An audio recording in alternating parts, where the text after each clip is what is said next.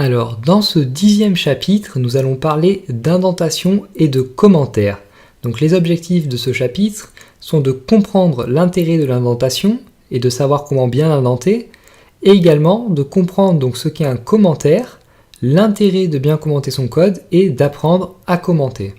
Alors en effet, il me semblait indispensable, avant d'aller plus loin dans notre apprentissage du HTML et du CSS, de d'ores et déjà vous parler de certaines bonnes pratiques de développeurs.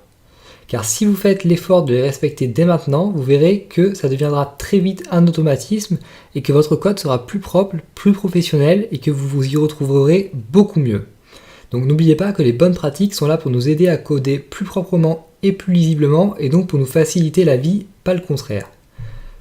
Donc on va déjà commencer par parler d'indentation. Alors indenter correspond à créer des retraits en début de ligne de façon cohérente et logique. Donc si je reprends mon fichier par exemple du chapitre précédent, donc mon fichier intro.html, vous voyez que j'ai parfois espacé certains éléments par rapport à d'autres, donc d'un retrait vers la droite. Et vous voyez que j'accentue plus ou moins le retrait de chacune de mes lignes de code. Indenter donc va nous permettre d'avoir un code plus propre et plus lisible, donc plus compréhensible pour nous. Et indenter permet également de plus facilement détecter les erreurs potentielles dans un code. Donc le but de l'indentation est de nous permettre de discerner plus facilement les différents éléments ou parties de code. Donc par exemple ici, si je n'avais pas indenté, donc si j'avais écrit tout mon code comme ceci, ça aurait été, il me semble, beaucoup moins facile à lire selon moi, et on aurait pu plus facilement se tromper, et notamment on aurait pu plus facilement oublier de fermer un élément, ou fermer un élément à la mauvaise place. Et donc en indentant, on a finalement un code plus propre et beaucoup plus lisible. Alors concernant les règles liées à l'indentation, donc il n'y a pas de règle absolue, notamment par rapport à la taille du retrait de chaque ligne, mais cependant, je vous recommande de retourner à la ligne et d'effectuer une nouvelle tabulation, donc un nouveau retrait vers la droite, à chaque fois que vous ouvrez un nouvel élément dans un autre. Donc par exemple ici, vous pouvez voir que j'ai ouvert un premier élément head dans mon élément HTML, donc je suis allé à la ligne et j'ai effectué un retrait vers la droite comme ceci, et idem donc pour mes éléments titre et méta, donc j'ai effectué un nouveau retrait par rapport à mon élément head, puisque ceux-ci sont ouverts dans l'élément head. Alors par contre, en revanche, j'ai mis mes éléments title et meta donc au même niveau, car aucun élément ne contient l'autre. Ce sont des éléments qui sont appelés justement des éléments de même niveau, car ils sont tous les deux contenus dans l'élément head, mais aucun des deux éléments ne contient l'autre.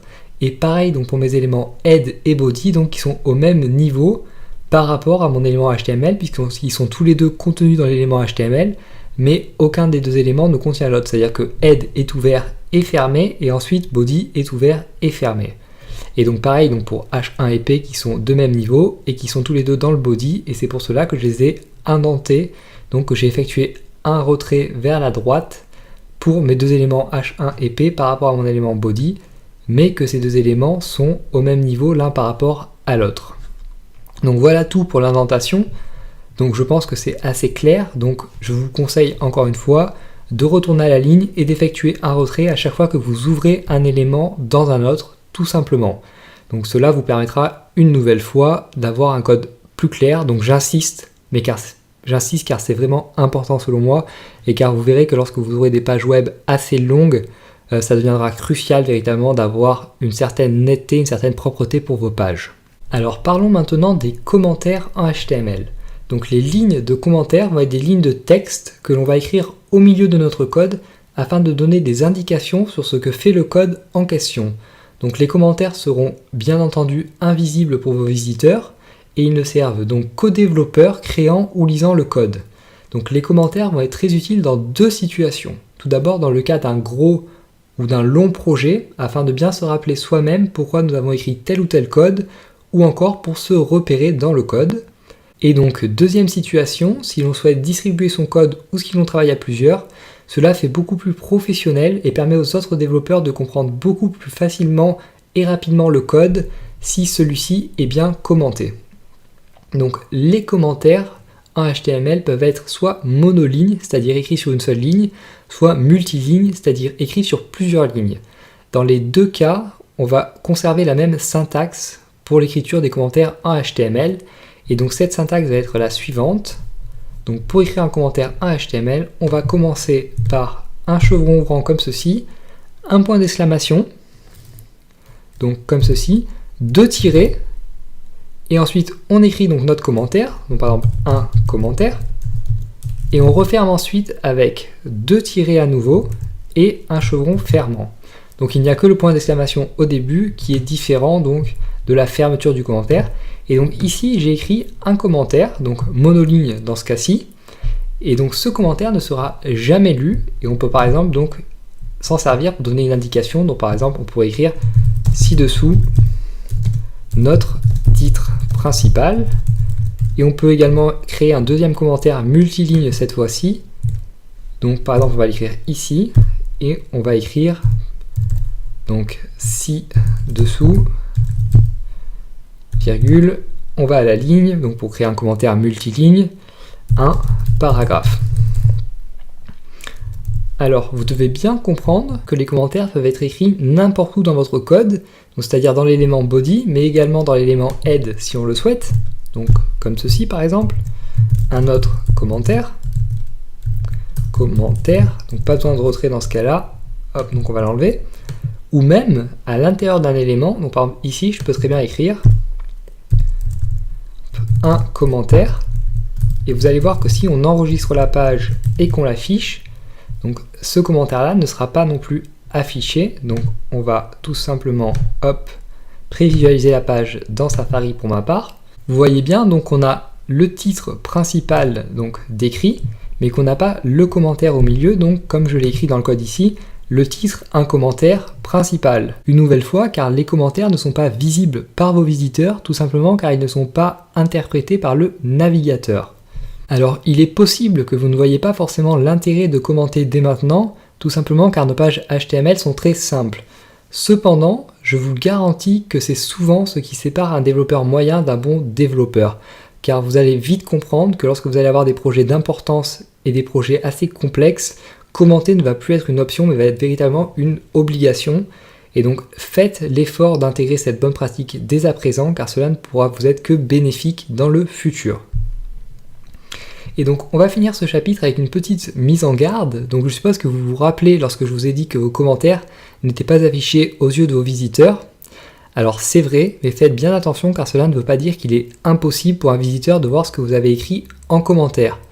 En effet, tous vos visiteurs peuvent voir à tout moment, alors là j'insiste, tous vos visiteurs peuvent voir à tout moment s'ils le souhaitent, non seulement le contenu de vos commentaires, mais aussi l'intégralité de votre code HTML. Pour cela, il leur suffit simplement d'activer les outils pour développeurs dont chaque navigateur dispose, puis de faire un clic droit sur la page et d'inspecter l'élément. Alors cela va être valable pour n'importe quel site encore une fois. On peut par exemple prendre un exemple avec le site Wikipédia ou avec ma page, ça fera exactement le même résultat. Donc si je retourne sur ma page ici, que je fais un clic droit et que j'inspecte l'élément, vous voyez qu'on a une console qui s'ouvre et que dans cette console, on a tout le code HTML et notamment nos commentaires donc, qui sont ici, bien visibles.